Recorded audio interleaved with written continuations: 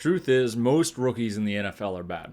That often gets overshadowed by 2 or 3 studs that are ready for year one, but more often, receivers and skill guys take a year or two to fully develop into NFL players. That can make it tough for fantasy, which is why it's important to look at the systems and situations that they're entering. How big of an opportunity is there for them to get a significant snap share? What offensive scheme are they entering? How are they going to be used? How reliable are the pieces around them?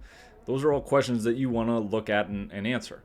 So the 3 guys here I'm looking at aren't really household names, but they're all exceptionally talented players that are going to have a chance to establish clear roles that will fit in their new offenses. Elijah Moore is a very polished route runner that has great body control and the ability to work nuance into his releases and route stems. He's a little smaller and can get caught up on jams, but he works great at the slot where he can get clean releases off the line of scrimmage. He's not quite as dynamic as Deebo Samuel with the ball in his hands, but he's tough, makes catches in traffic, and can manipulate zone coverage. He doesn't have game-breaking speed, but he's still a very useful piece for the Jets offense and is one of the most movable guys out of their skill positions.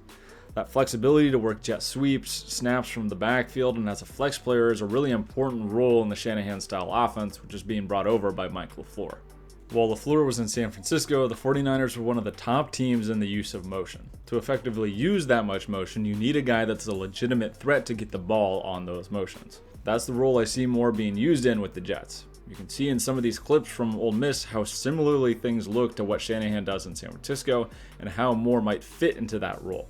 Corey Davis is more of a true X, and Jamison Crowder and Keelan Cole are solid if unspectacular Z receivers, but they aren't quite as twitchy as Elijah Moore. All of that is good news for his fantasy prospects. That means manufacture touches for Elijah Moore off of jet sweeps, play action, and screens outside with a consistent dose of crossers in LaFleur's boot game.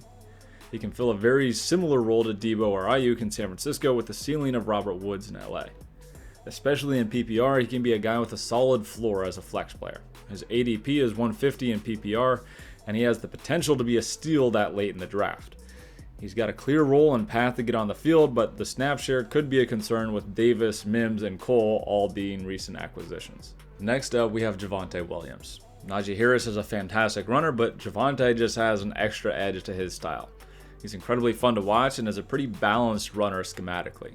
He got a good dose of the outside zone scheme at UNC last year, and there will be more of that in Denver with Pat Shurmur.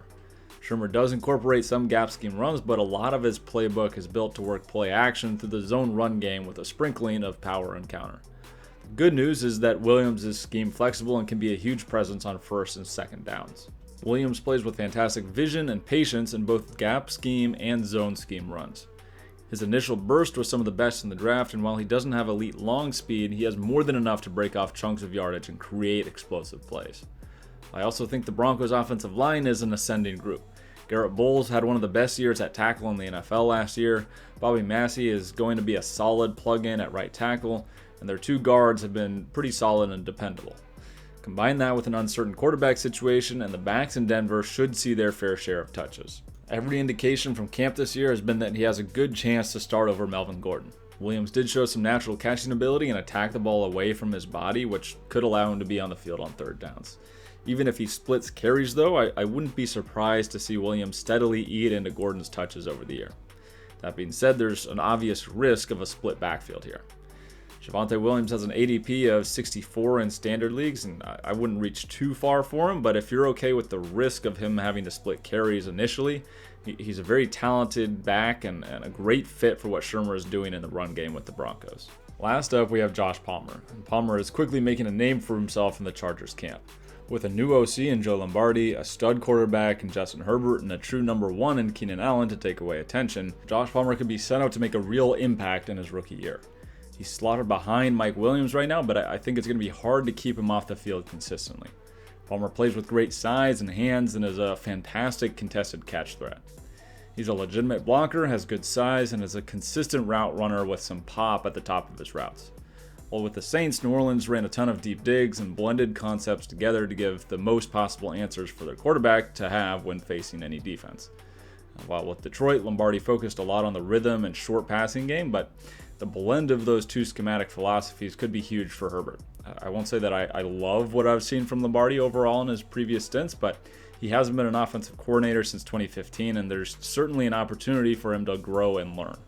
He's historically used a lot of personnel groupings, which is great news for Josh Palmer as well. Even if he doesn't win a starting role outright, he'll certainly get some snaps and have opportunities in different packages. What's more, Herbert has been a great intermediate and deep thrower, and Palmer has excelled at separating on the intermediate and deep game and could be a deep ball threat with a chance to have a high ceiling from week to week. That also means he may be a lower target guy, but when the targets do come, they'll be more valuable. Palmer is a big and physical receiver and could develop in a true X receiver role, sort of like Michael Thomas did in New Orleans, but Keenan Allen's more of a Z. You can move him around, and then you got Palmer outside at the X. He's probably not going to jump over Mike Williams right away in that pecking order, but he could be a nice flex play to pick up in later rounds with a great opportunity to carve out significant snap share and a role for himself in the Chargers offense. Predicting rookie production can be tough, especially once you get outside of most of the top 10 to 15 talent. It's all about fit and opportunity, and these players all have roles that are available to them on their new teams. They might not start the season off super hot, but they're all going to be solid options with high ceiling potential as the season develops. Hey guys, I appreciate you watching all the way through. Make sure you drop a comment. Let me know someone, a scheme, idea, person who you want to see broken down here in the future. And make sure to check out the Football 101 series. I'm trying to post that every Monday. And I'll see you guys on the next breakdown.